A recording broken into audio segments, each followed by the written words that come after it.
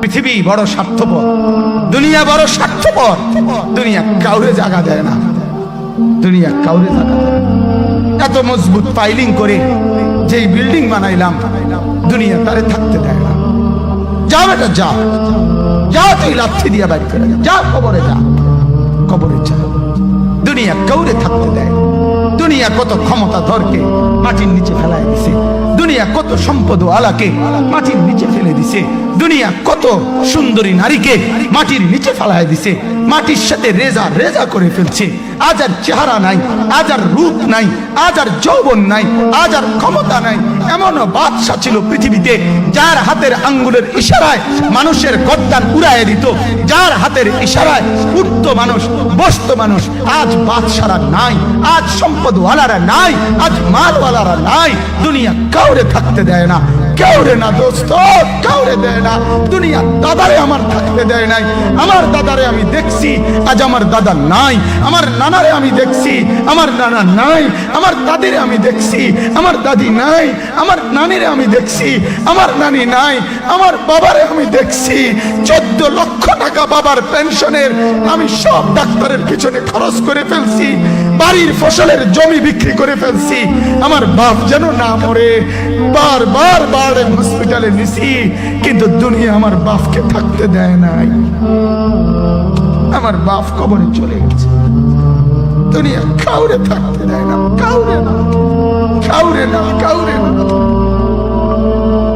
কাউরে না।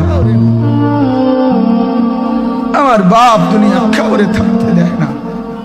তুমি থাকবা না, তুমি থাকবা না। দুনিয়ার ধোকায় পড়ো না বাপ, দুনিয়ার ধোকায় পড়ো না। মাকে বুঝান, আজ মারা বেসামাল হয়ে গেছে, আজ বোনেরা বেসামাল হয়ে গেছে, বেপরদার উৎসব তুলে দিছে। এটা যেন আল্লাহর সাথে যুদ্ধ করছে। আল্লাহ করোনা না, তুমি আরো কিছু দাও, আমরা বেপরদিকে ছাড়বো না। যুবক ছেলেগুলো যেন বলতেছে, আল্লাহ তুমি করোনা দেওয়ার চাই দাও, অশ্লীল ছবি দেখা, ফেসবুকে নর্তকী দেখা, আমরা ছাড়বো না। দেখি তুমি কি করতে পারো, তুমি যা করার করো।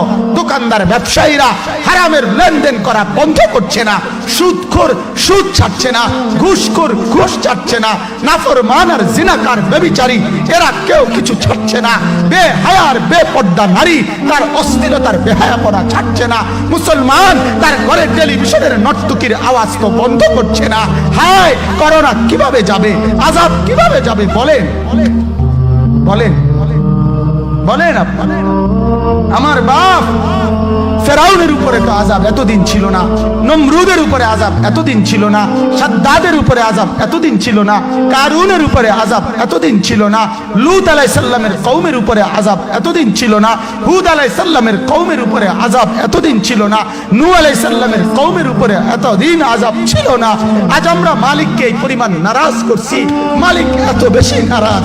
আজ 1 বছর হয়ে গেছে, 1 বছরের চাইতে বেশি হয়ে গেছে, কই করোনার মহামারীর আযাব তো যাচ্ছে না, গেছে গা বলে। আমাদের লক্ষ লক্ষ বাচ্চার পড়ালেখা বন্ধ, এরা নষ্ট হওয়ার চূড়ান্ত পর্যায়ে পৌঁছে গেছে। মোবাইল এদেরকে শেষ করে দিছে, লক্ষ লক্ষ ছেলে। গতকালকে এক মা আমার আত্মীয় ফোন দিয়া বলতেছে, সকাল 10টায় বাচ্চাটা ঘর থেকে মোবাইল লইয়া বাইর হইছে, রাতের 10টায় মা তারে ফোন দিয়া বলছে, বাপ ঘরে আসতি না, ভাত খাইতি না। বাচ্চা তারে বলতেছে, তোমার অসুবিধা কি, তোমার সমস্যা কি? মা এই কথা বইলা কাঁদা দিছে যে, শোনেন হুজুর কদ্দুর দোয়া করো।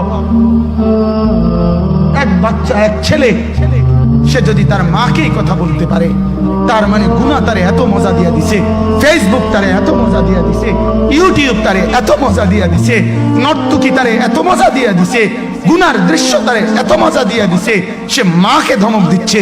রাত 10টা বাজলে কি হইছে, রাতের 3টা পর্যন্ত দেখলে তোমার সমস্যা কি? আমার আখিরাত আমি নষ্ট করলে তোমার অসুবিধা কি? আমার জাহান্নাম আমি ঠিক করে নিলে তোমার সমস্যা কি?